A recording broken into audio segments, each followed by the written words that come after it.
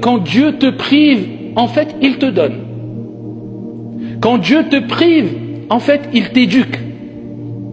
Quand Dieu te prive, en fait, il veut que tu te réveilles. Et on le voit à travers, à titre d'exemple, le mois du Ramadan.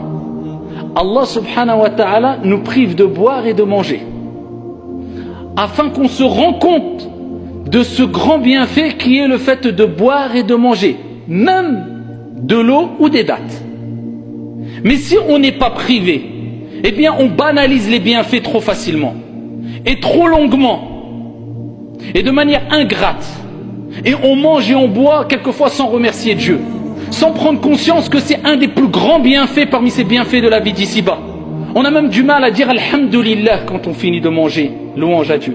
Bismillah au nom de Dieu quand on commence à manger. Pourquoi? La banalisation des bienfaits. Et ça c'est un grand mal qui nous touche toutes et tous, quand on banalise les choses. En fait, quelquefois, ou quelque part, on peut dire qu'on est un peu pourri gâté. Vous avez un enfant, quand on le rend pourri gâté, tout ce qu'il veut, il donne plus d'importance à ses jeux, aux cadeaux qu'on lui donne, à peine il dit merci. On est un peu pourri gâté, nous.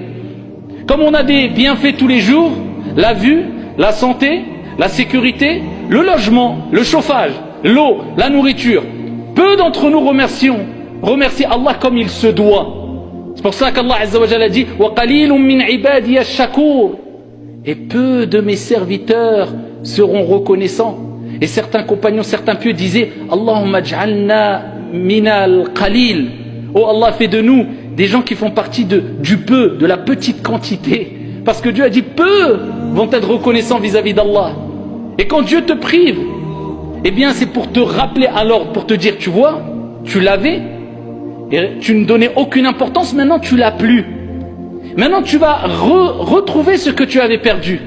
Eh bien, donne de l'importance à ce que tu avais, ce que tu as perdu, ce que tu as retrouvé.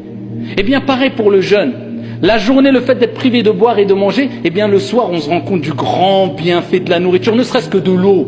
Une gorgée d'eau, qu'est-ce qu'on donnerait quelquefois pour une gorgée d'eau dans la journée? Mais on se prive, par amour pour notre Seigneur. On patiente, parce qu'on sait qu'après l'effort, après la difficulté, après la patience, vient la récompense et l'apaisement et la sérénité. Et c'est bien, c'est pareil pour toutes les épreuves de ta vie. Quand Dieu te prive d'un emploi, Dieu te prive d'argent, Dieu te prive d'une part de ta santé ou d'une partie de ta santé, Dieu te prive d'un membre de ta famille, c'est pour te rappeler à l'ordre et pour te dire, regarde, tu l'avais, peut-être tu n'étais pas assez reconnaissant, je veux ton bien, je te le prive mais je te le rendrai. Parce que la yukallifullahu nafsan illa wus'aha. Allah ne donne pas une âme une charge au-dessus de sa capacité. Fa inna ma'al usri yusra. Après la difficulté vient la facilité, avec la difficulté vient la facilité.